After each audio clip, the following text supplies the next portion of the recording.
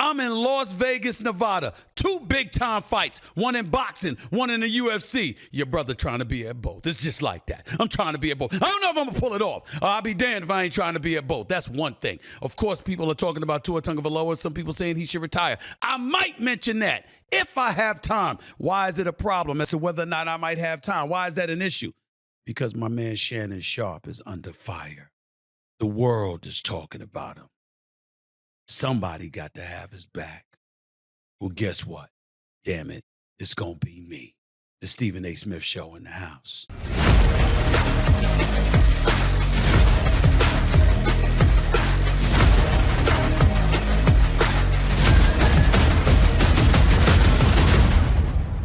What's up, everybody? Welcome to the special edition of the Stephen A. Smith Show, coming at you on a Saturday afternoon over the digital airwaves of YouTube and, of course, iHeartRadio. I want to take a moment to thank my subscribers and followers. As usual, I've now eclipsed over 788,000 subscribers and counting. The love and support y'all continue to give me, I can't thank you enough. Of course, we've exceeded over 2.5 million downloads over the last couple of months over iHeartRadio, so we continue to grow, we continue to prosper and ascend.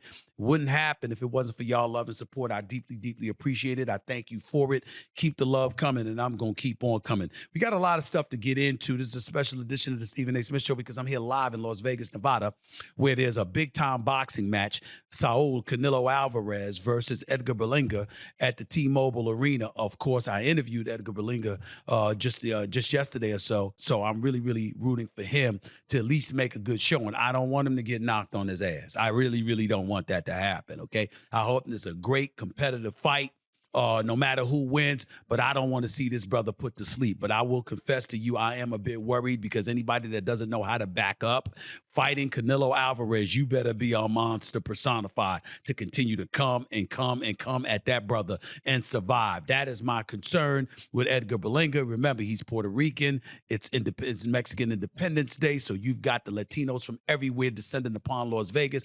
Canelo is 61-2 in his lifetime, in his boxing career. He's very, very accustomed to this. So we know what he's capable of doing, and we know that the bright lights ain't going to affect him. But Berlanga's young. And this is the biggest fight of his life. Those bright lights and that pressure, I don't know how he'll respond. I don't know how he will react to this. We shall see. We shall find out. So that's number one. Want to throw that out the way. That's one of the bigger fights. The other big fight going on is Suga Sean O'Malley, the main event at the UFC at the Sphere. Okay, big time event, big time atmosphere. Everybody's been talking about it. He's going up against Merab Dvalishvili. I believe that's how you pronounce his name, okay, Dvalishvili. So that's expected to be a big-time fight. We all know what an elite striker Suga Sean O'Malley is. You're going up against Merab. This guy's a grappler, a wrestler. Which style is going to win? Because we all say style makes fights. That's something we'll get into with the great Teddy Atlas. He'll be on live with yours truly right here in studio with me in just a few minutes. I have to take a moment, however, to veer left and to talk about my colleague, my contemporary, my teammate, Mr. Shannon Sharpe. Now, we all know that Shannon Sharpe has been all over the media over the last few days. We also know it's been for the wrong reasons. We know it was because what people are calling a sex tape was out there. Now, there was no video, but it was on Instagram Live and you heard noises. And Shannon Sharpe came out on a nightcap with his teammate Chad Ochocinco the other night and confessed to the world that, you know, he was getting it in. He was getting his groove on. He was having sex in the morning and had no idea that he was on Instagram Live. And as a result of that, we heard the audio of Shannon Sharpe and whoever he was with doing what consenting adults normally do in situations like that, which was engaging in sexual activity. Now, because of this, we've seen a lot of headlines come the way. Now, I have joked that, thank the good Lord, you know, she wasn't complaining about his performance, because then we really would have been all over. I'm just telling you, as the fellas that are his boys who know him, especially the folks of us at ESPN, we'd have had a field day with that. If she would have sat up there and, you know what I mean, if you had heard some stuff and you know, it's 10:05 and at 10:06 it's over, it'd have been a problem. It'd have been a problem. It'd have been a problem. If she'd have sat up there and called them out and everybody would have heard it, it'd have been a problem. It'd have been a problem. Make no mistake about it. And we would have rode him till the cows come home. He'd have never lived it down. That wasn't the problem that he had. He acknowledged that he made a mistake, that it certainly wasn't something that was intentional. And to me, we left it at that. The bosses and I spoke, because I'm the executive producer of First Take, where he is a frequent guest on every Monday and Tuesday. That's what his contract calls for him to appear. When his contract calls for him to appear. Bosses spoke to me. There was no video. So because there was no video and it was accidental that it was on Instagram Live, you do away with it, okay? But now it's taken on a serious note. It's taken on a serious level. Because you see, I've been noticing something. And this is why I felt the need to revisit this conversation in a very, very serious manner. Because what you're trying to do is you're trying to mess up the man's career, okay? Now, we know from Shannon Sharpe himself that some advertisers and sponsors have turned away from him. He's got to deal with that. We also know he had some big-time interview that he was scheduled to have. And that interview was canceled. That person backed out. That he thought was going to get him just as many views, arguably, as Cat Williams got him. And we know what a monster that was. That was the greatest, from a numbers perspective, that was the greatest get in YouTube history, okay? Over 70, 80 million views and stuff like that. We know this, okay? We know that his subscriber base built exponentially because of that. We know that the money he's raked in built exponentially because of that. We get all of that, right? Ladies and gentlemen, I'm proud of him. I'm proud of the fact that he's been able to build Club Shay Shay and Nightcap and have some level of success. I hope to have that level of success sometime down the line. It's a marathon. It ain't a sprint. I had the pleasure of running into Joe Rogan last night right here in Vegas. I got news for you, ladies and gentlemen. Nobody's the monster that he is with, over 15, 20 million subscribers, for crying out loud.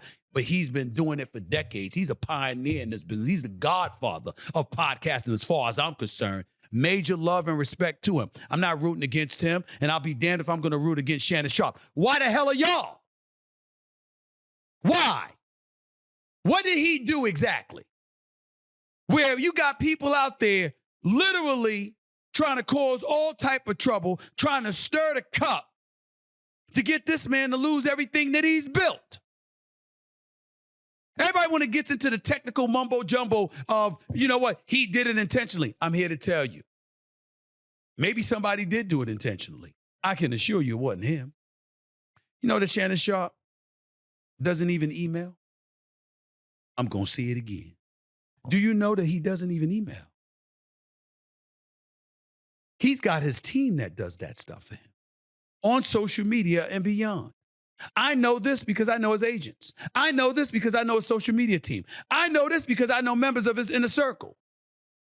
And it ain't a matter of just being a lack of knowledge. Shannon Sharpe is one of those dudes that's petrified about every damn thing. After all that he's been through in his career and his life, his whole objective is not to put himself in any kind of precarious position that can mess with his bottom line. That's how he lives. That's the code he lives by. This is who he is, ladies and gentlemen. That much I can vouch for. Okay?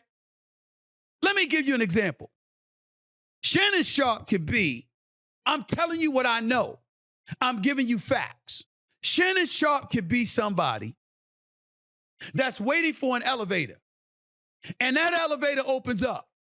And it could be a couple of females up in there. He will wait for the next elevator. Because he panics about what somebody could say or what somebody could accuse him of or what somebody could think. It's extra. It's extra. He's that paranoid about stuff. He ain't trying to put himself in any kind of precarious position whatsoever. Still talking to his sister, still talking to his big brother, Sterling Sharpe.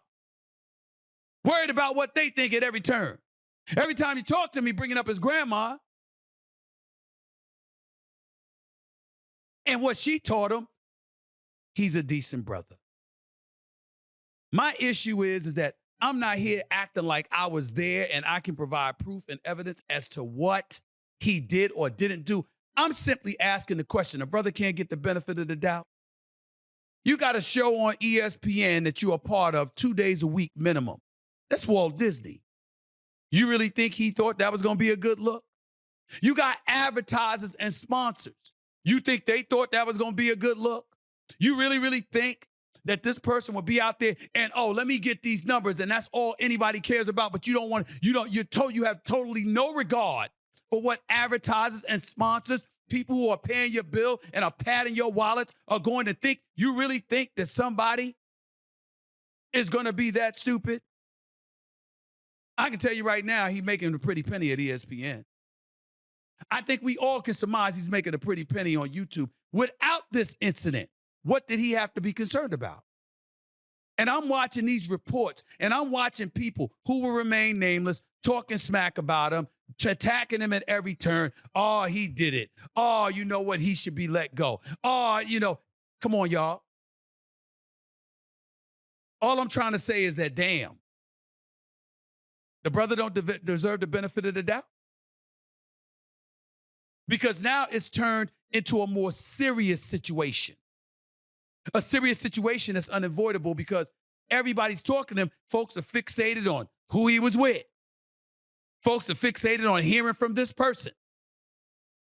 Meanwhile, we're monitoring what advertisers and sponsors might potentially jump ship. At some point in time, I'm just wondering about the people in the industry. Innocent until proven guilty, benefit of the doubt, deferring something to sheer stupidity or obliviousness as opposed to something as salacious as intentionality. At some point in time, y'all got to ask yourself, why are these people taking these positions? Crabs in a basket mentality, sure. One brother succeed, that must mean the rest of us can't. Shannon Sharpe ain't stopping me. Shannon Sharpe ain't stopping a whole bunch of people out there doing big things. He ain't stopping it. His success isn't derailing somebody else's success. Last time I checked, how many podcasters are out there? 70,000, 80,000, 100,000, 200,000, 300,000? Damn, if one person's success is going to be a derailment for everybody else, then why the hell does everybody else have a damn podcast? Why does it have to be of the mindset, oh my goodness, let me go on the attack? And then, see, this is the thing that really pisses me off. And I'm going to be very, very cool because I got my sister Carmen here watching me. You understand what I'm saying? She's here in Vegas. And you know what I mean? She's like my pulse. She understands. She gets on me and all, oh my God, don't say that. It's like mama descended from the heavens to get in her ear to remind me of what I'm supposed to do. All of this stuff I got to deal with. But it pisses me off because I know the business. You see, let me give y'all some inside intel. There are certain people out there talking a whole bunch of stuff about Shannon Sharpe strictly for clickbait and numbers. That's it. There are others out there who are in our business, who are making a living off of attacking their contemporaries in the business. That's all they do because nobody gives a damn about whatever else they have to say. Y'all know who they are. They ain't hard to figure out. They ain't hard to find. Look at what they're talking about somebody in the business and look at their numbers. And then look at what their numbers are when they ain't talking about somebody in the business. The thing that disgusts me more than anything is the easiest, excuse my language, it's the easiest shit to do. This is what happens in the business today. You ain't going to go out there and cover the games. You ain't going to go out there and do feature reports. You're not going to sit up there and literally find yourself in a position where you're gathering intel and what have you, and you're doing what you need to do. You're not going to do that because that's work. You don't want to get your behind up off that seat and get out there and be on your grind. So it's easy to talk about people in the news than going out there and finding the news.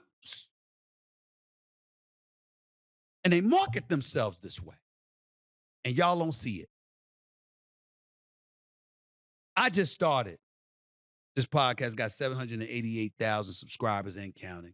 I'll be at 800,000 in a few days or so, thanks to y'all love and support. Some of these cats, how many followers do they have? How many subscribers do they have? What's their social media reach? Pay attention to what they do when they ain't doing real work. They're just talking about the people who do. Pay attention. Folks want Shannon Sharpe to fall. Just like Shannon Sharpe said before. He was living a very peaceful, nice, quiet life until he got the Cat Williams in it. And then all of a sudden, a tsunami of skeptics and cynics came raining down upon him. Now, if you Steve Harvey, I don't blame you. You Kevin Hart, I don't blame you. You Ricky Smiley, I don't blame you. You Kim Kardashian or somebody, anybody that Cat Williams talked about, I don't blame you for feeling a bit salty about what he said and him being allowed to say it, et cetera, et cetera. That's a debate for another day. But what's undeniable is that Shannon Sharpe has been and is doing a hell of a job. In this particular situation, big time mess up, no doubt about it. He made a mistake. He got to own it. It's very embarrassing, which he ultimately admitted. We can't stop there. Now we got to sit up there and parade around and do everything that we can to bring this brother down. Claiming he was lying, claiming he did it on purpose. Some of these things are inevitable, and I get that. But some of the hateism is so damn obvious, it's sickening. You see, at the end of the day, you should want to get ahead because you put in real work. You're doing the job. Not talking about somebody who's doing a better job than you. And that's how you relevant, because you talk about him. Shannon Sharpe, if I have anything to say about it, ain't going no damn place. He going to be on ESPN. I wanted him on First Take. I got him on First Take. Just like all my brothers and sisters who's on the show. You need me to name them? I don't want any of them to go away. I want Mina Kimes around. I want Kimberly Martin around. I want Monica McNutt, Janae Ogumake. Elle Duncan has been on the show over the last couple of Fridays. She's been sensational. I love her addition to First Take. Can't forget Molly, of course, Molly Kimmer. Can't forget Dan Orlovsky and Mad Dog Russo and Jeff Saturday, Ryan Clark, Marcus Spears, Chris Canty, Bart Scott. Wait till basketball season comes up with Kendrick Perkins and Jay Williams and Tim Legler and the rest of the crew. Hell, I miss J.J. Redick. Root for him to do a great job with the Lakers. You see, you don't root against people who put in the work and doing stuff right just because you ain't on their level. Find a way to get on their level or bow out gracefully and concede that somebody's just doing a better job than you. I don't see people doing that when it comes to Shannon Sharpe. Well, damn it, they need to. You want to take them out? Compete. Take them out. Don't pounce on some story and try to act like you know shit you don't know.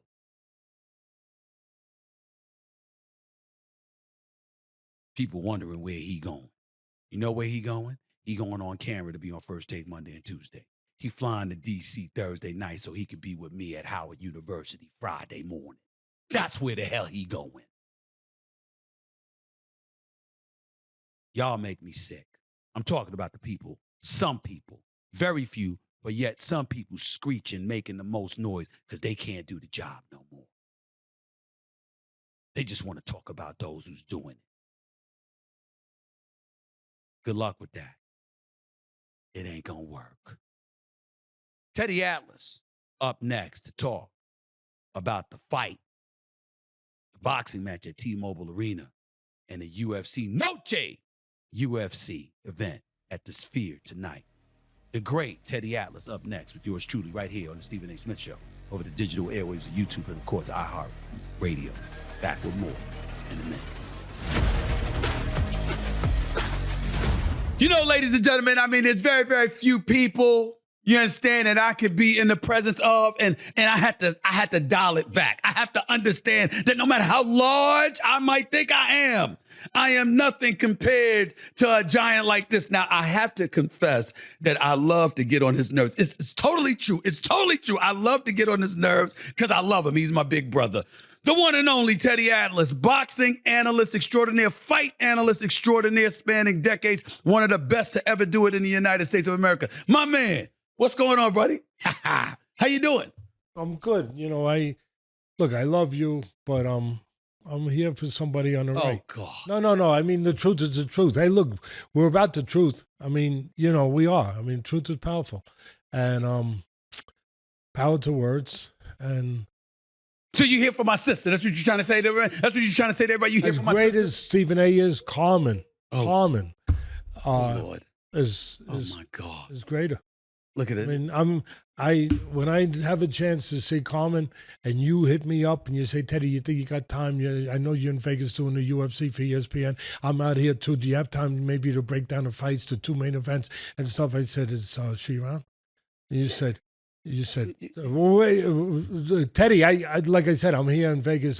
No, I hear you, Stephen. Good. God bless. Is she around? Yes, you did do that, Teddy. Is she around? You did do that, Teddy. I mean, you know what's pathetic? You know what's pathetic about you, Teddy? You're supposed to be here. You got the fight in your blood. We got 2 big fights in Vegas tonight. And what do? You bring her flowers. You brought my sister flowers. Something you should learn to do. Oh, Lord.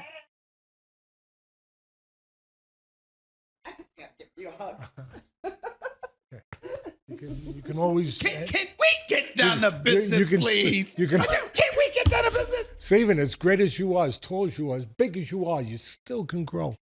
You still can grow in so many ways. And that's one of the ways. I love you, Stephen. You know what? Love you. I must admit, I've never heard the suave Teddy Atlas. I mean, you sound a little bit suave right now. I mean, you know, I saw your son earlier today. Good-looking kid, by the way. I saw a good-looking kid. And my grandson. Your grandson, good-looking kid. He looks like he's gonna be a fighter. You gonna let your grandson fight? Gonna teach him. Gonna teach him? Gonna teach him, definitely. You know, might get him into this industry more at the end of the day. That's true. You know, his nose, I don't want his nose to look like Papa's. But you look good. Grandpa looks good. But, you know, Papa wasn't born with this nose, you know? I got you. So let's get down to business. You're out here in Vegas tonight, but it's not for the Canelo Alvarez Edgar Berlanga fight. It's for the UFC main event at the Sphere. Yeah. Suga Sean O'Malley, the main event, going against Merab Dvalishvili. Dvalishvili. I go with Merab, but you So first of all, a little better. You went to college, I didn't. So I stay with Merab. Okay, so what are your thoughts before we get into the boxing? Because we've known for decades that's your level of expertise. I want to hear your UFC expertise for a second here. This fight tonight at the Sphere with this guy, Suga Sean versus Merab. What are your thoughts about the fight? If I walked into a studio, you know, we're in a studio, and I looked at a monitor and Suga O'Malley was on it and he was fighting, right? Yep. If I didn't notice he didn't have shoes on, I'd say, hey, what's that boxer's name? I'm surprised. I haven't heard about him. I haven't seen him. That's Suga O'Malley, Suga Sean O'Malley. But he's UFC, Teddy. He's not a boxer. I don't do that. I don't, throw those kind of platitudes out there just to throw them out there. No, you don't. I mean, you care about your reputation. That's you right. care about your credibility. Mm-hmm. When people hear you, you want to know at least they know you're going to truly tell them what you believe based on your experience, based on things that are facts to you. And facts to me, my experience, I look at him, he's a pure boxer. I mean, this guy could box, with some decent boxer. I'm not saying the haters out there, they go, no, Teddy, he didn't clean out his division yet. You're getting ahead of yourself.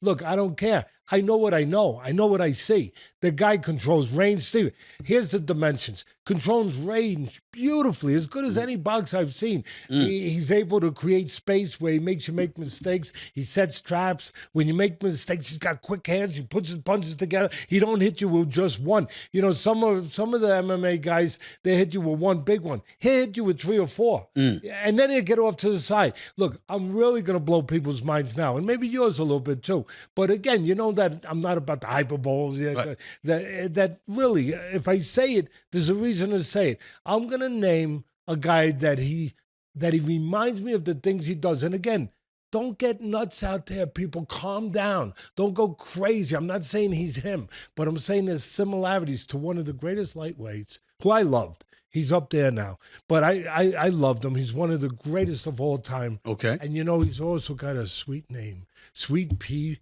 Whitaker. Pernell Whitaker, Sugar Sean, he makes you think about Pernell Whitaker. Sweet Pea. They're both sweet. They're both sweet in what they do. Look, Whitaker, just unbelievable. Teddy. But look, there's a couple lines of defense. Move your head, make a mess. Use your legs, right? Those are 2 of the lines that he does both. He uses legs to make you miss, and he uses legs to create offense. Pernell Whitaker would make you miss, make you reach, counter the crap out of you. He would also, a great sense of his environment. You know that old saying, you must be aware of your environment. He knew his environment. When he was getting close to the ropes, whoop, right off the ropes, Whitaker. You never trapped him on the ropes. Same thing. Watch some highlights of Sugar Shane. He's getting Sugar Sean. He's getting a little bit near the ropes, boom, or the cage. Boom, right off it. He'll make you miss with his legs. He'll counter you. Also, he'll move his head, make you miss right there. Bang, bang, bang,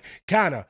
He also gets full extension on his punches. He's got long arms, O'Malley. I've seen a lot of guys in my business with the reach, with the length, as I call it, the length and the height, and they don't know how to fight long. They don't know how to fight tall. He does. He does. As skinny as he is, where does he get his power from? Where does he get his power from? I'm not surprised because nobody interviews better than you and brings out the things you got to bring. I'm so glad you went there. All the skinny guys, the wiry guys in my business, they're the punchers. They get leverage. They get torque. Whatever you want to... That's right. Yeah, you look good. You're looking good. Nice short punch. That was more like a Joe Louis combination. No, I wouldn't do that. I wouldn't do that. Yeah, real short. No, I wouldn't do that. I would use my length to my advantage because I ain't trying to get there. I ain't trying to get into the trenches. I ain't trying to do that. I want to punch with leverage. You want to keep guys away from you. I get it. You want to get them on the outside before they get close. There you go. Where they can put you. And that's what he does. That's what O'Malley does. He keeps you on. He makes you fight his fight. You know, he uses his physical assets with the length. Again, a lot of guys don't know how to use it. He knows how. He gets full extension on his punches where you can't get close to him, where he creates a bad neighborhood that you have to go through. And you know what? You go through a bad neighborhood, sometimes you get mugged. Yeah. And, you know what? That's what he does. But let me throw this at you. I totally agree with you if you're talking about trying to stand straight up and slug with him. A guy like Merab is known as a grappler, a wrestler. That's where his strength comes from. You got to get close. Well, if you're diving for his knees or his ankles, that's how you do it. But you get counted on the way in. Okay. See, that's why I'm picking O'Malley, and I'm glad you brought that up. You're right. That's the dimension of this fight. That's what this fight comes down. You hit it perfect. At some point, if he can't put his hands on him, if he can't shoot and get him to the ground, he can't win. Can't win. Cannot win on the outside, Merab. And he's great. I love him. Can't win on the outside. He's got to get. How do you get in? You got to take a risk. You got to go through that bad neighborhood. As he goes through the bad neighborhood, and if he tries to reach a little bit, that's the worst thing you could do. What about those who counter with this argument that Merab, who's considerably shorter, and we got Sugar Sean, has that reach, has that power in either hand, and like you said, he can put his punches together, et cetera, because that's to his advantage. If you're Merab, you want to grab him, you want to wrestle him, you want to grapple with him, but in the same breath, you got to go through that bad neighborhood. What about the notion that because he's shorter, and because Sugar Sean has to reach down, that again, and knowing he's a grappler, that will lower Sugar Sean's defenses, and that's how Merab can catch him, similar to how Nurmagomedov caught Conor McGregor when he dropped him with an overhand right because Conor had his hands down. What about that argument? Eloquently put, well said. I answered with one word. Uppercut! As he's coming in, bang, the uppercut, the right punches. The good fighters have this sense of not only where they are in the ring, as I already said, or in the cage, the octagon, but also of what punch to throw at the right time. They have the IQ. The great ones are smart too, cerebral. He's very cerebral, just like Pernell Whitaker. When he comes in reach, he's got to get low. You said it. He's got to get low. He's got to come down low. When he comes down low, bang, the uppercut. And when you get hit with an uppercut, you don't see it coming. You don't see it. And those are the ones that do the most damage. Right. Those are the ones that get you into the locker room where later on somebody's waking you up and you're saying, what happened? What happened? What happened? How'd I do? Right. Well, what are your thoughts based on what you just said? And listen, Sugar Sean has been so great.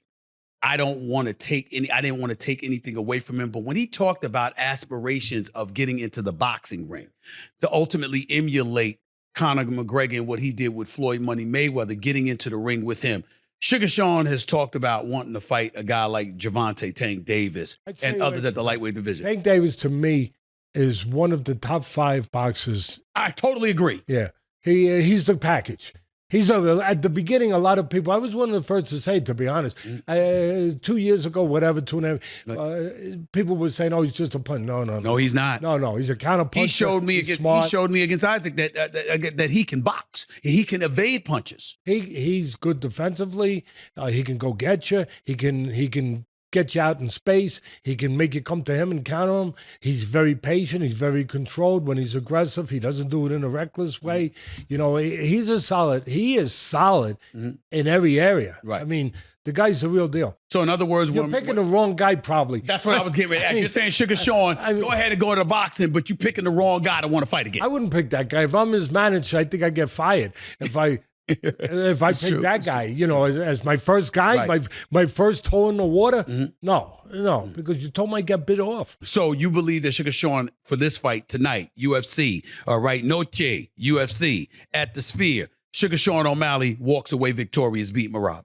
Yeah, my question, look, again, if he doesn't get in, I'll put it simply this way, you know, and I'm being really a little facetious, but I'm really not.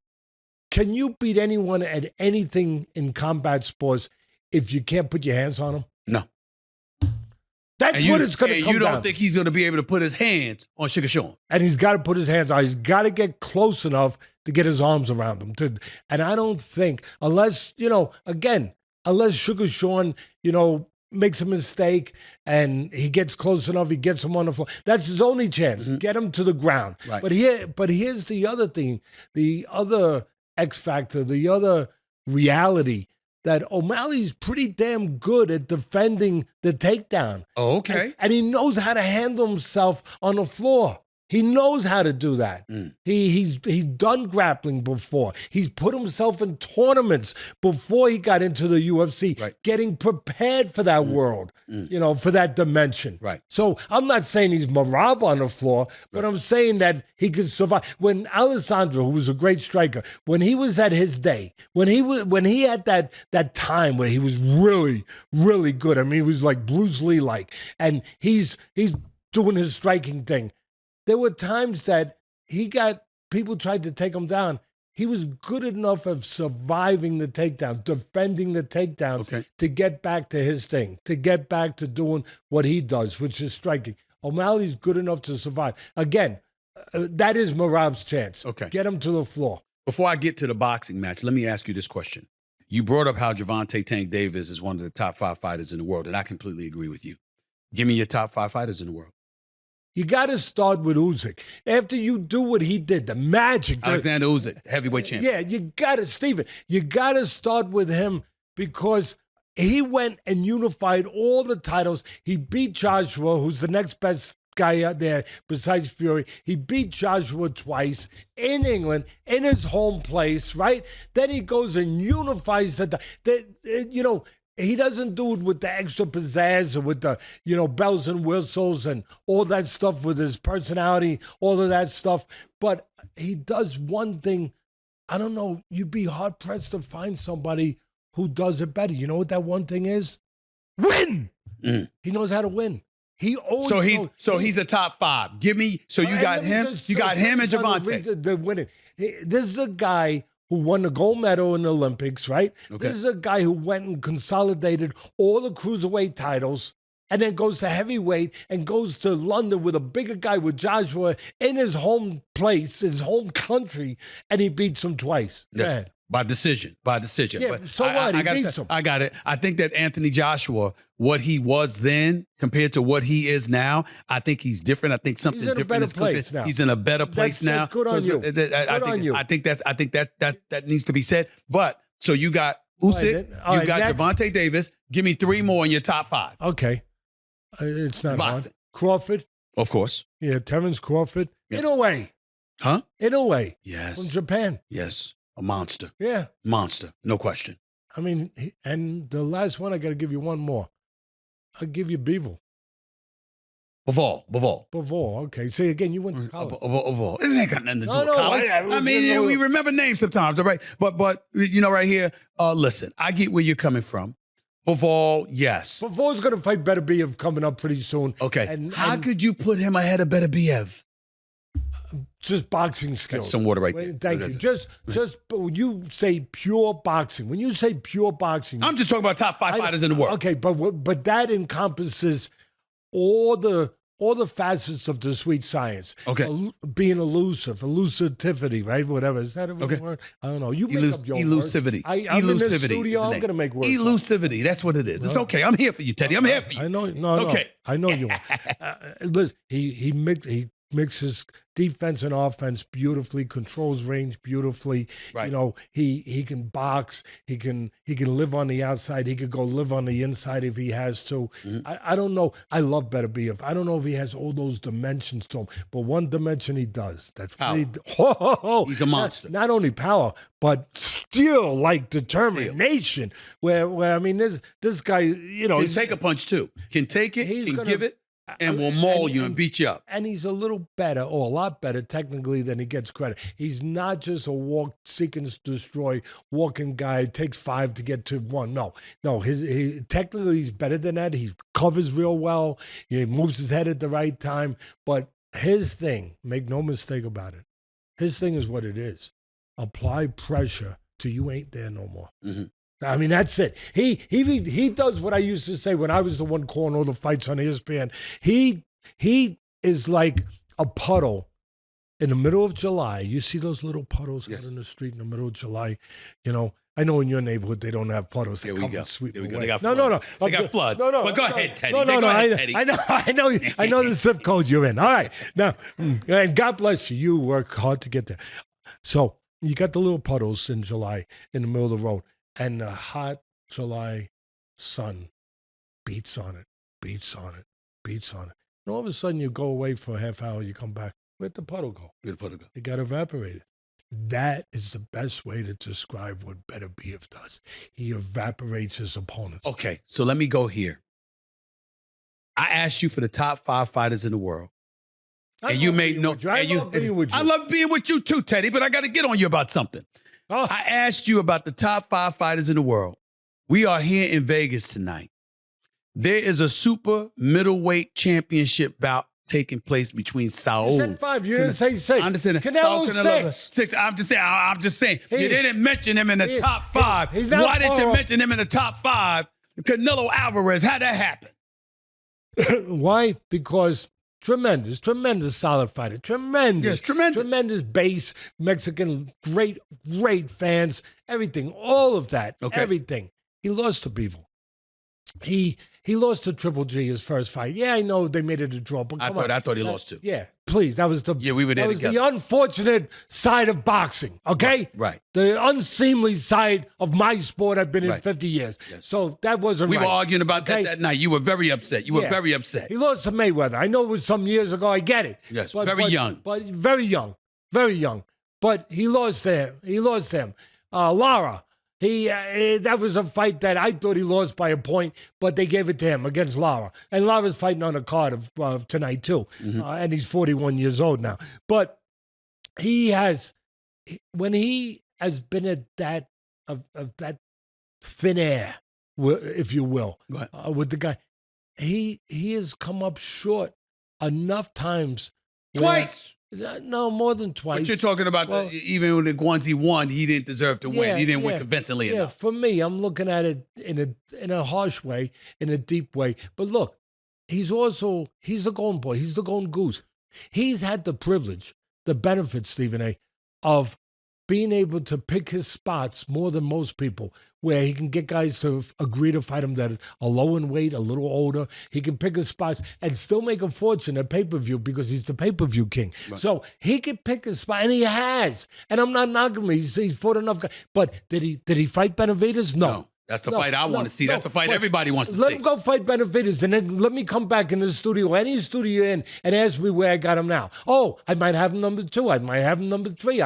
But I will have him in the top 5. But let him go fight Benavidez. Let him go. He's talking about he wants a rematch with Bivol. Bivol's got to get past Benavidez. Bivol, yes. So let Bivol. I'm sorry. He's got to get past Benavidez. If he gets past him and he does beat people, okay, I'll put him in there. I will. Right. I'll immediately put him in there. But I think I gave a good enough case of it's not hating.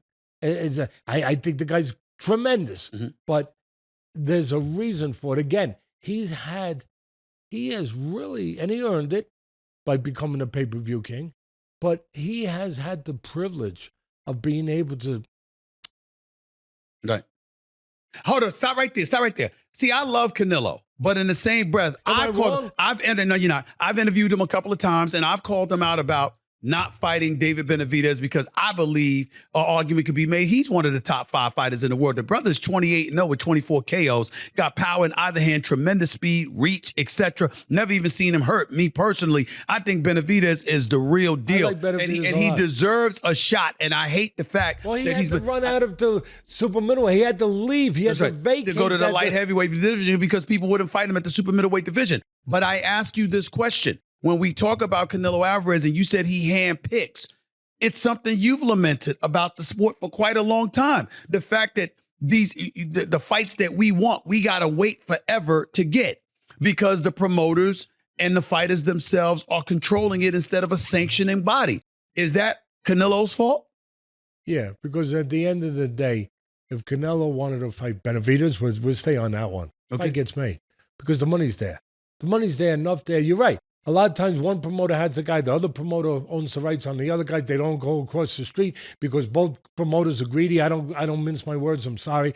Both promoters are greedy, so they're not going to give up control. They're not going to give up bucks, so the fight ain't going to happen. But then every once in a while you get those fights that are so big, kind of like years ago with Pacquiao and Mayweather. The problem was it was 5 years too late. But finally it happened because you guys, the fans, demanded that it happen. That they said, no, we want that fight. And it was big enough where the two different promoters could come together and they could make that fight. But that only happens when it's big enough. But with Canelo, he's always big enough. The money is always there for it to make sense. So yeah, he could have had those fights.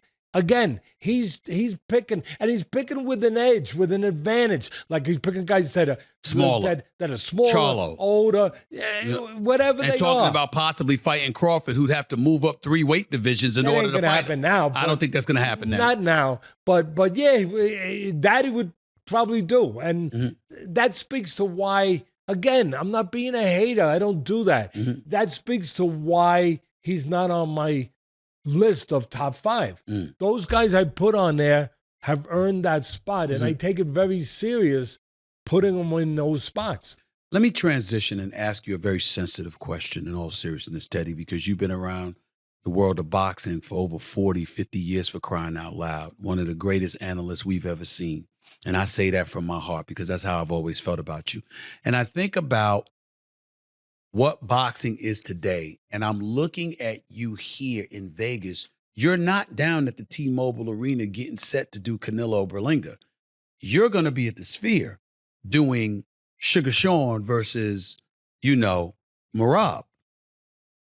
What do you enjoy more at this point? And I ask that question in this sense.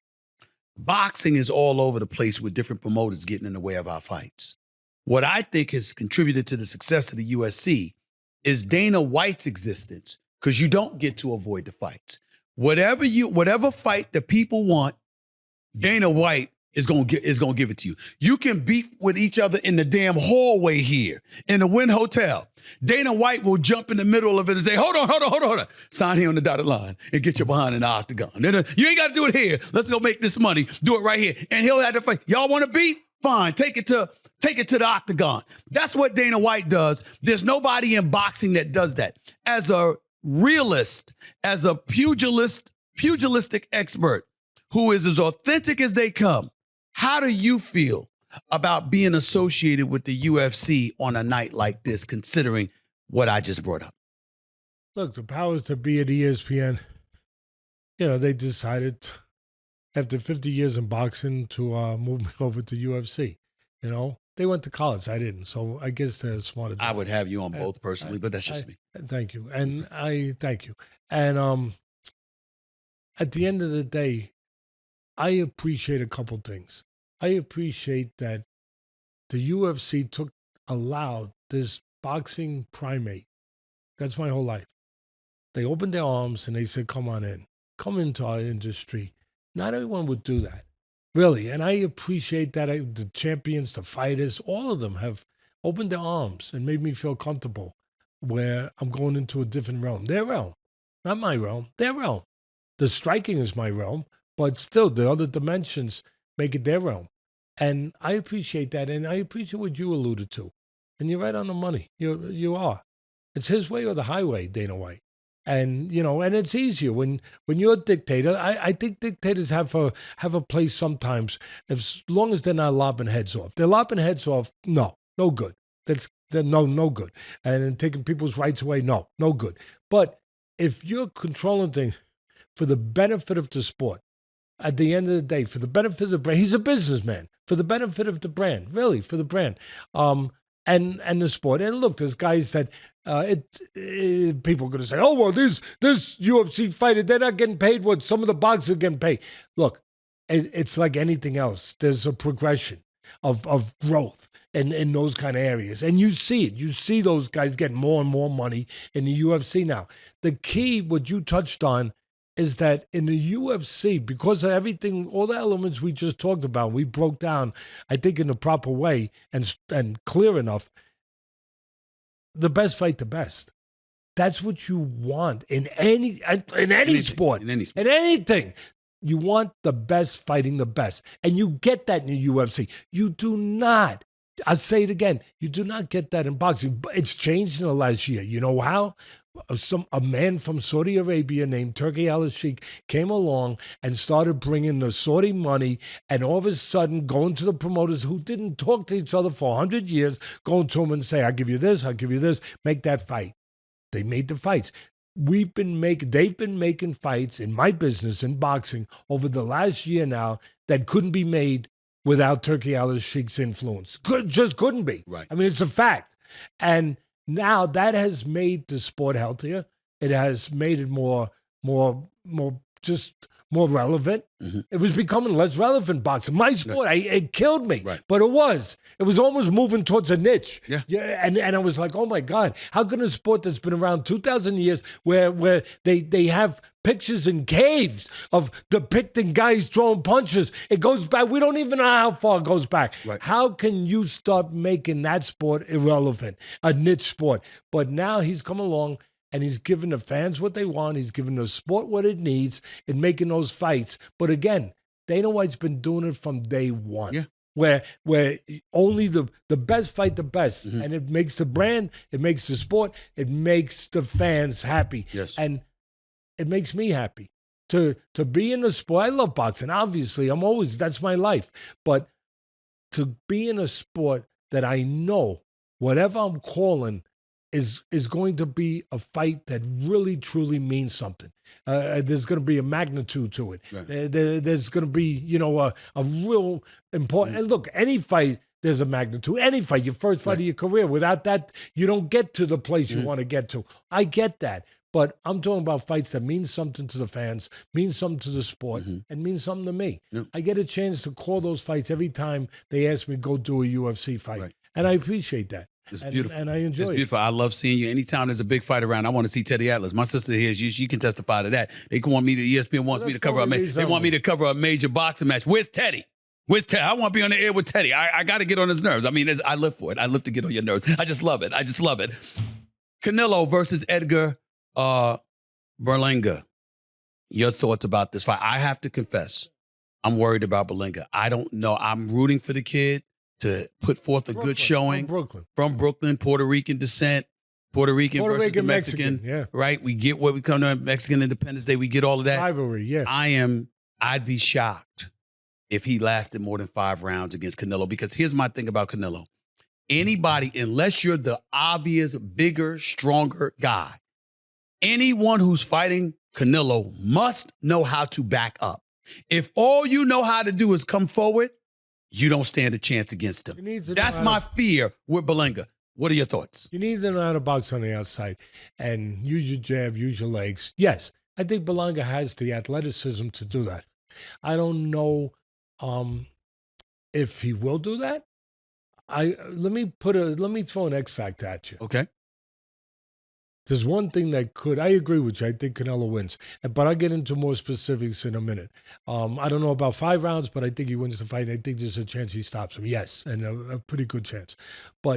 So I think you're on the button with that thought. But here's the X factor.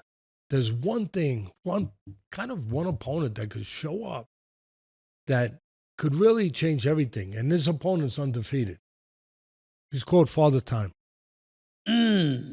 No, and when he shows up like this. Okay. Like you don't even know he's coming. He doesn't even know. Okay. He's just there that night. He's just there that night. He's a sneaky dude. Right. He don't even get a ticket. He just gets in there. Oh, man, I love you. He just gets, sometimes you don't even have to talk. Remember that. Remember that, everyone. Sometimes you're good even when you don't talk. That's just something I'm leaving off for you. That's all. You don't even know. You don't even have to get a fortune cookie for that. That's just my little. If he has been pro since he's 15 or 16, the guy's got 60-something fights.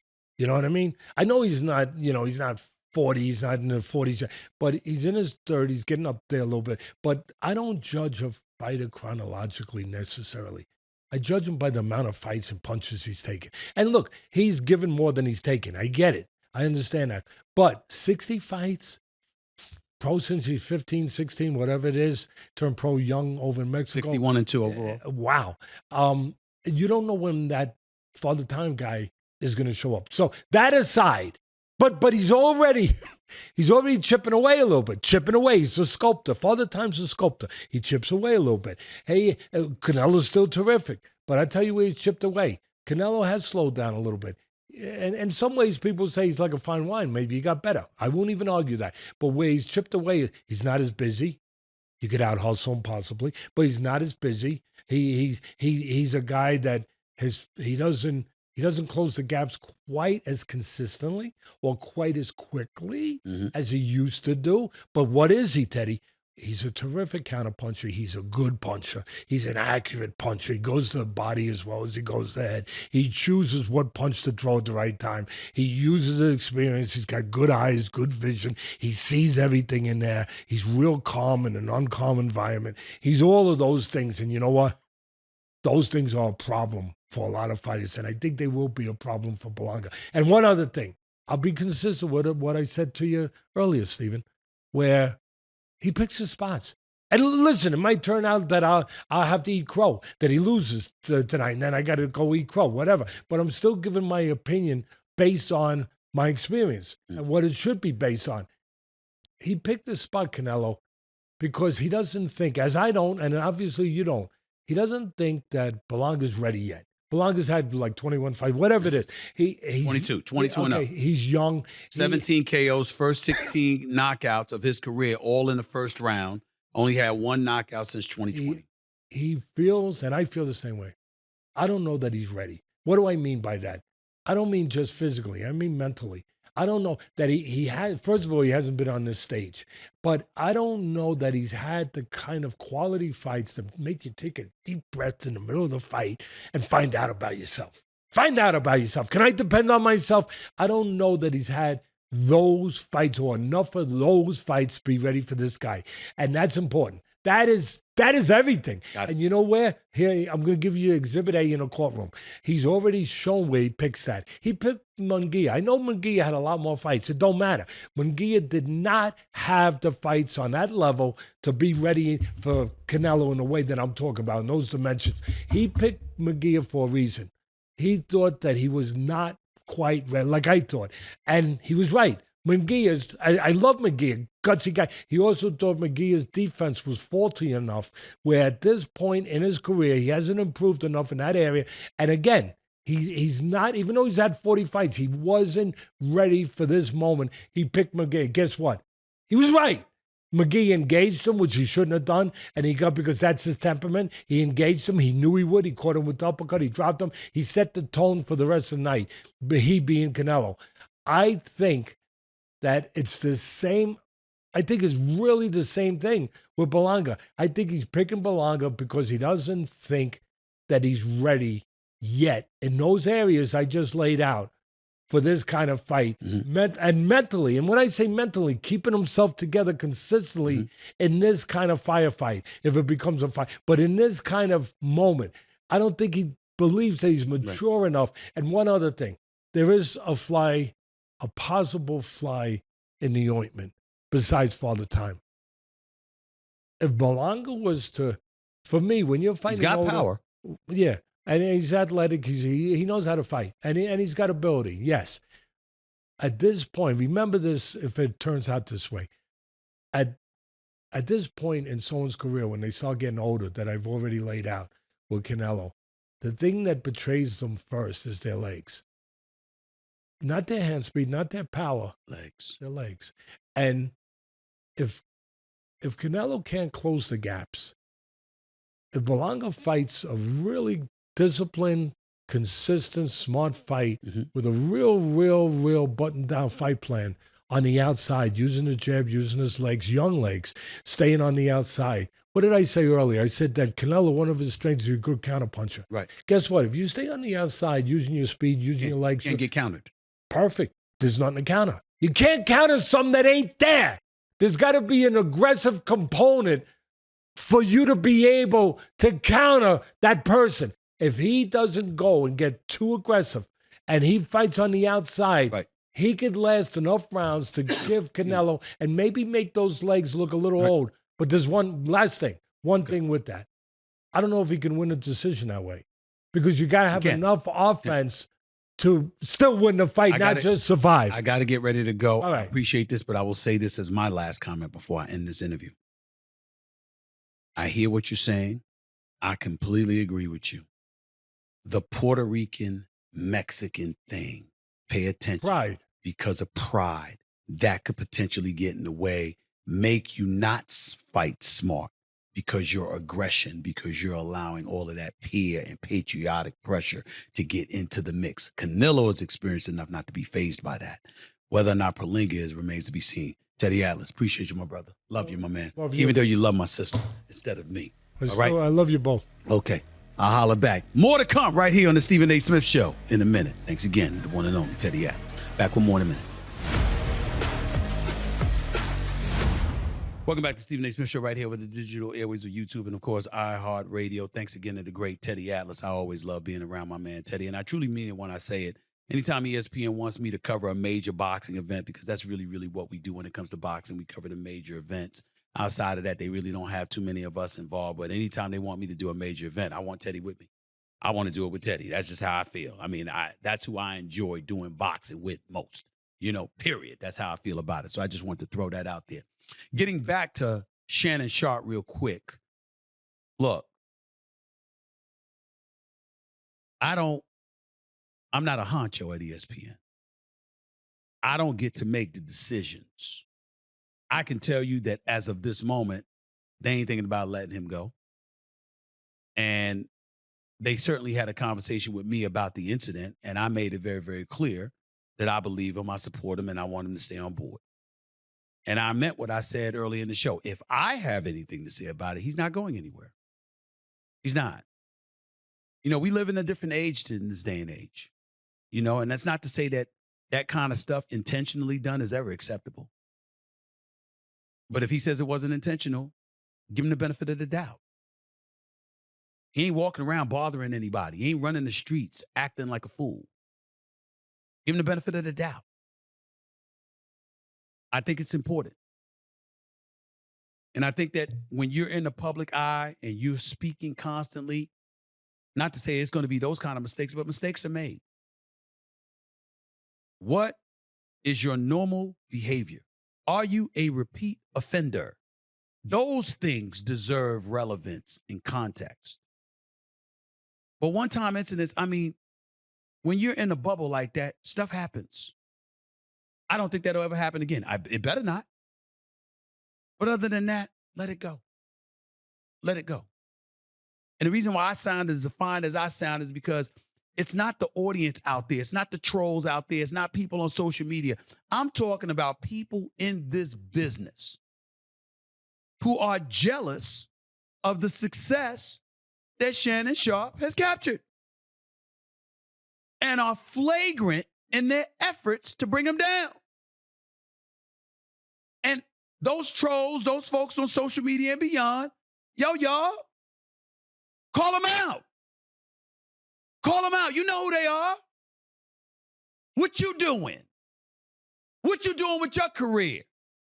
How come you can't get a job? How come you been ostracized? How come you ain't in his position? Ask those questions.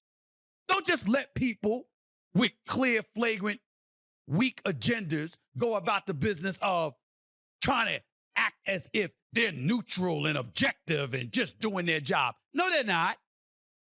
Stop letting them get away with it. That's all I want to say about that. Shannon's a grown man, can handle his business, but I'm always going to support my teammates unless they flagrantly don't deserve it. And I don't find that to be the case where he's concerned right now. Before I get on out of here, let me bring this up about Tua Tagovailoa, the starting quarterback for the Miami Dolphins, who suffered his third concussion since 2022. Didn't have one last year, but had 2 or 3 in 2022. Certainly suffered one against the Buffalo Bills on Thursday night. I saw head coach of the Las Vegas Raiders, Antonio Pierce, saying he wants him to retire. I saw others saying that they think he should consider retirement, along with Tony Gonzalez, former tight end, Hall of Fame tight end, by the way, along with various others. And I'm going to say what I said on First Take yesterday before I get on out of here. Yeah, he should consider retiring. Anytime you that woozy from getting hit and stuff like that, with a very ordinary hit, wasn't helmet to helmet. It wasn't heads colliding. He went into the chest of Damar Hamlin, of all people. And we saw what happened. Looked like rigor mortis was kicking it, for crying out loud. It was scary. And we've seen that from Tua before. Against Cincinnati. To a slight degree against Buffalo. We've seen it before. We saw what happened to him when he suffered a concussion and a broken nose in his last year at Alabama. When you hear Buffalo Bills players saying they were screaming for him to get down, get down, get down, you know it's bad because they know he's susceptible to that kind of punishment and nobody wishes that. Anytime it's something like that is said, that's serious. That can't be ignored. Here's the other side, though. And I said this yesterday morning on First Take to L. Duncan and to O'Malley Kiram on my day job, First Take on ESPN every weekday morning from 10 a.m. to 12 noon Eastern Standard Time. He's a man. And when you are a man, your primary job is to provide and protect when it comes to your family. And you will take every risk imaginable to ensure their well-being. I know that he's guaranteed approximately $93 million, even though he signed a 4-year, $212.4 million contract. If he walked away from the game today, on top of the money that he has and the money he's got coming, it'll be $93 million. Well, damn it ain't 212. And if you want to secure the well-being of your family, do you take risk as a man to ensure that? Yes, you do. Nobody's saying it's right. Nobody's saying that L. Duncan, Molly Kiram, and the ladies themselves were wrong, when they said otherwise, and how you should be thinking about your family and how it's selfish or whatever. But that's the difference between women and men. Most women would say that's selfish because you should be thinking about your family and the importance of you being there with them because ultimately their love for you should reign supreme. But men think differently. Men sacrifice everything to make sure their loved ones and family are okay, even if it's at their expense. That's what men do. And we're talking about normal men, not football players. Football players are a different breed. Boxers are a different breed. UFC fighters, MMA fighters, different breed. They're putting their lives on the line every time they walk on to their field of their chosen profession. And they accept it. That's how it goes. So yeah, Tua Tagovailoa may need to retire. Just don't count on it. The minute they clear him to play, he's going to be right back on that field, in my opinion. Because he does and will do what most men do. What most women would say, why would you do that? That's how it goes. That's the real world. 2 big-time fights are coming tonight at the Sphere and at the T-Mobile Arena. Chances are both will end in knockout. Chances are somebody going to get hurt really, really bad. Hospitalization going to kick. All of them know it. And they accept it. By the way, they ain't the only one. Women that fight in boxing in the UFC too. Some women accept it as well. It's the way it goes. The way it goes. That's it for this special edition of the Stephen A. Smith Show. Hope you'll enjoy it. Hope y'all enjoyed it. I'll be back with you on Monday, revisiting the outcomes of these fights and any additional fallout from the whole Shannon Sharpe thing or anything else that's going on. If it's newsworthy and it's pertinent and y'all care to hear about it, I'm going to talk about it. That's the way it goes. All right? Everybody understands that. And if you didn't, you should now. Until next time, everybody, peace and love. This is Stephen A. signing off. Talk to you later.